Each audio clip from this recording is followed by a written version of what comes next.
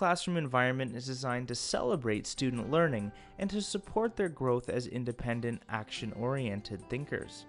Routines are established to assist students in their work, and artifacts are posted around the classroom to provide visual reminders of student learning and goals for next steps.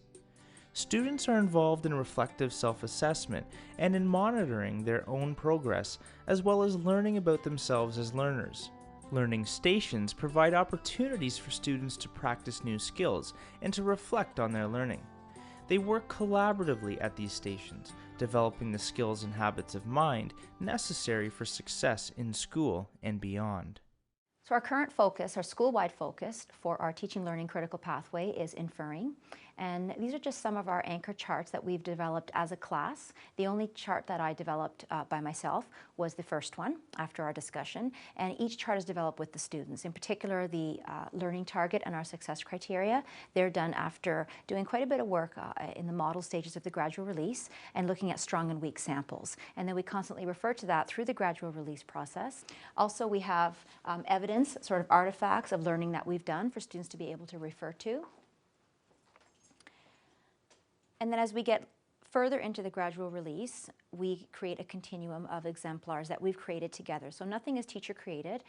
Even the exemplars that we put on the wall are done from a shared setting. So it's safe. So yesterday, for example, students sorted 4 different examples from weak to strong, and they had to justify why they were weak samples or strong samples. And we put the criteria up on the board. And eventually that will work towards establishing a rubric that we'll use for evaluative purposes.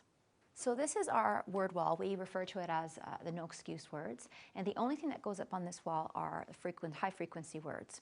At the beginning of the year, the word wall is empty. And every week we introduce whatever words that I'm seeing from our work together that need to go up on the word wall, using the frequency word list as well. So by the end of the year, as you can see, we have built quite a composite word wall. And now we use it during writing. We use it for students to generate their own word lists to work on during word work as well.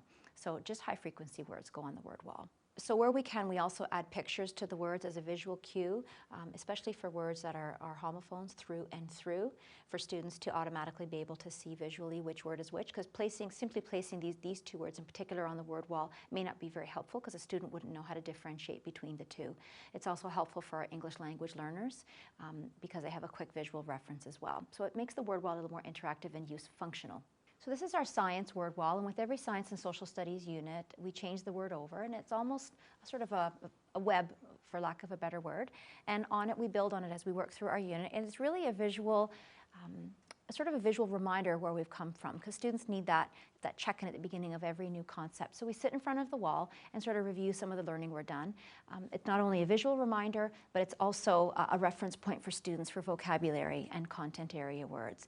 We also integrate inquiry and things from literacy, using the cue chart, for example, to ask good questions in a nonfiction context, where students generate questions as they're learning and curious about a topic, and they use that to help them uncover the answers to their questions during independent reading and literacy.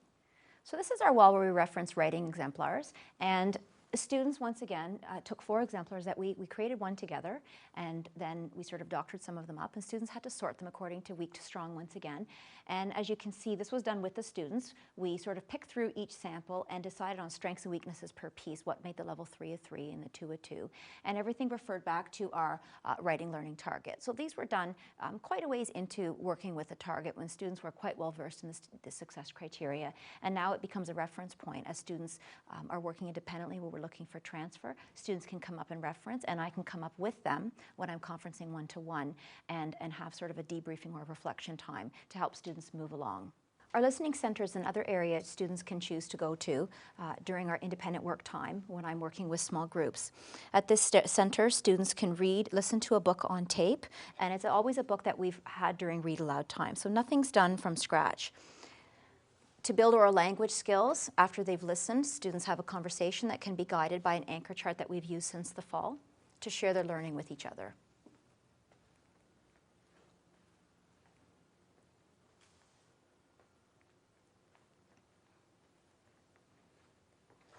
In our word work bins, students have a variety of materials from which to choose when working with their weekly words. For example,